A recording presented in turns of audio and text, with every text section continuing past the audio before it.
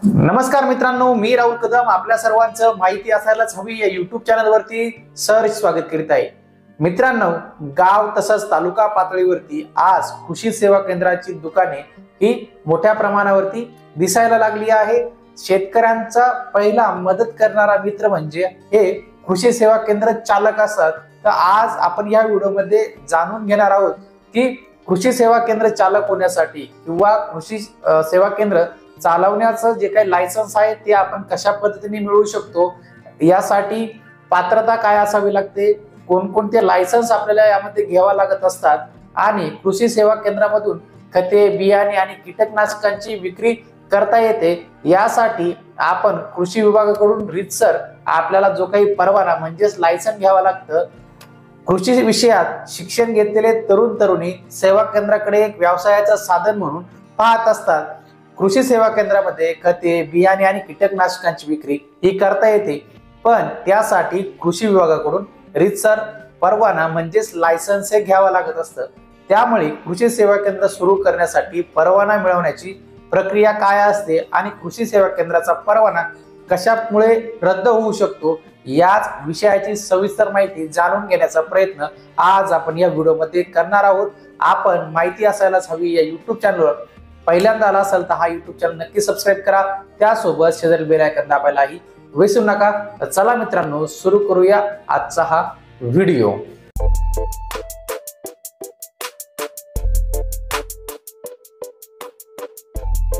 मित्रांनो, कृषी सेवा केंद्र सुरू करण्यासाठी सर्वप्रथम आपल्याला गरज असते ती म्हणजे लायसन्सची। कृषी सेवा केंद्राचं लायसन मिळवण्यासाठी आपल्याला अर्ज कुठे करावा लागतो ते बघूया। कृषी सेवा केंद्राचा परवाना मिळवण्यासाठी कृषी पदविका तसंच कृषी विज्ञान विषयात पदवी म्हणजेच BSc प्राप्त तरुण तरुणी या लायसन्स करता अर्ज करू शकतात। कृषी सेवा केंद्राचा परवाना मिळवण्यासाठी आपण ऑनलाईन पद्धतीने आपल्याला हा अर्ज करावा लागतो। हा अर्ज आपण महाराष्ट्र शासनाच्या आपले सरकार या पोर्टलवर जाऊन तुम्ही हा अर्ज करू शकता। येथे सुरुवातीला तुम्हाला नोंदणी करण्याची गरज असते, मग कृषी विभागाकडून कृषी विभाग निवडून कृषी परवाना सेवा या पर्यायावरती आपल्याला क्लिक करावं लागतं। इथे तुम्ही बियाणे, रासायनिक खते किंवा कीटकनाशके यांच्या विक्रीसाठीचा परवाना मिळवण्यासाठी अर्ज करू शकता। कोणतीही एक गोष्ट विक्रीचा किंवा तिन्ही प्रकारचे परवाने तुम्ही येथे मिळवू शकता। आता आपल्याला प्रश्न पडला असेल, कृषी दुकान आहे ते परवाना मिळवण्यासाठी आपल्याला किती फीची आवश्यकता असते, तेही आपण समजून घेऊया। तुम्ही नेमकं काय विक्रीसाठी परवाना मागताय त्यानुसार शुल्काची रक्कम येथे वेगवेगळी लागते, ती पुढील प्रमाणे आहे। कीटकनाशके विक्रीचा परवाना हवा असेल तर 7,500 रुपये, बियाणे विक्रीचा परवाना हवा असेल तर 1,000 रुपये, रासायनिक खते विक्रीचा परवाना हवा असेल तर 450 रुपये एवढी फी आपल्याला तिथे पेड करावी लागत असते। कागदपत्रे कोणकोणती लागतात तेही बघूया। आपले सरकार पोर्टलवरती ऑनलाईन अर्ज भरताना तुम्हाला सोबत काही कागदपत्रे जोडायची आहेत। त्यामध्ये जिथं दुकान टाकायचं आहे त्या जागेचा 8 ग्रामपंचायतीचे ना हरकत प्रमाणपत्र, शॉप ऍक्टचे प्रमाणपत्र, कृषी सेवा केंद्र उभारायची जागा तुमच्या मालकीची नसल्यास भाडेपट्ट्याचा करार, Aadhaar card, PAN card, passport size photo आणि आपले जे काही शैक्षणिक कागदपत्रे आहेत ती सर्व आपल्याला तिथे जोडावी लागतात। आता आपण ऑनलाईन अर्ज केल्यानंतर पुढे कशा पद्धतीने प्रक्रिया पार पडते तेही समजून घेऊया। एकदा का तुम्ही ऑनलाईन अर्ज सबमिट केला की तो जिल्हा गुण नियंत्रण अधिकारी यांच्याकडे जातो। त्यांनी मंजुरी दिल्यानंतर कृषी उपसंचालक यांच्या टेबलवर तो अर्ज ऑनलाईन प्राप्त होतो।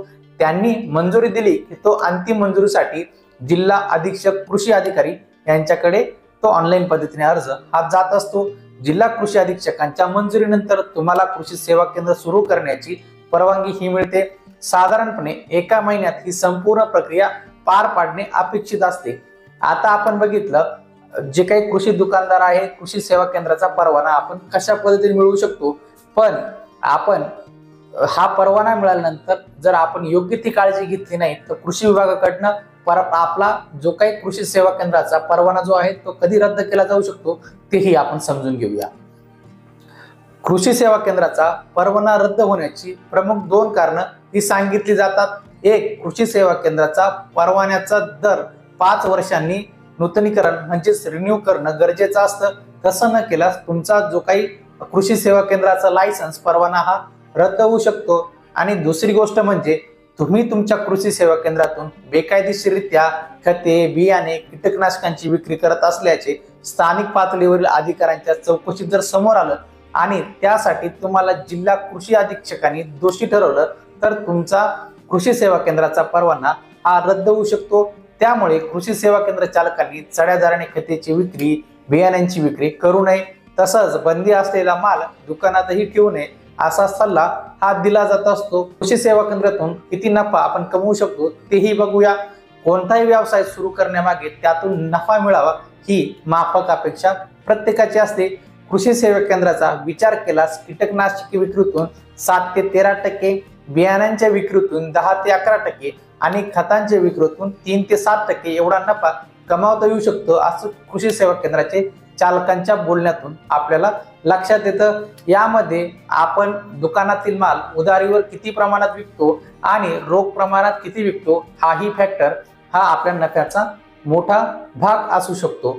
कृषी सेवा केंद्र चालकांनी शेतकऱ्यांच्या पिकांच्या प्लॉटवर जाऊन पिकांची पाहणी केली, तिथे रोग कीड काय आहे ते पाहून शेतकऱ्यांना योग्य औषधे किंवा सल्ला दिल्यास शेतकऱ्यांना त्याचा चांगला रिझल्ट मिळण्यास मदत होते आणि शेतकरी आणि दुकानदारामध्ये एक चांगलं नातं हे दृढ होण्यासही मदत होत असते.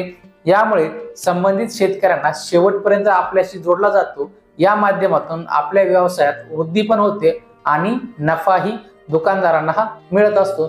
तर मित्रांनो, आज आपण ह्या व्हिडिओमध्ये समजून घेतलेला आहे की कृषी सेवा केंद्राचा परवाना मिळवायचा असेल तर तो कशा पद्धतीने मिळू शकतो, याकरता शैक्षणिक पात्रता काय आहे, ऑनलाईन अर्ज कोठे आणि कशा पद्धतीने करायचा, त्या अर्जासाठी लागणारे फी आणि कागदपत्रांची सविस्तर माहिती आज आपण या व्हिडिओमध्ये घेतलेली आहे.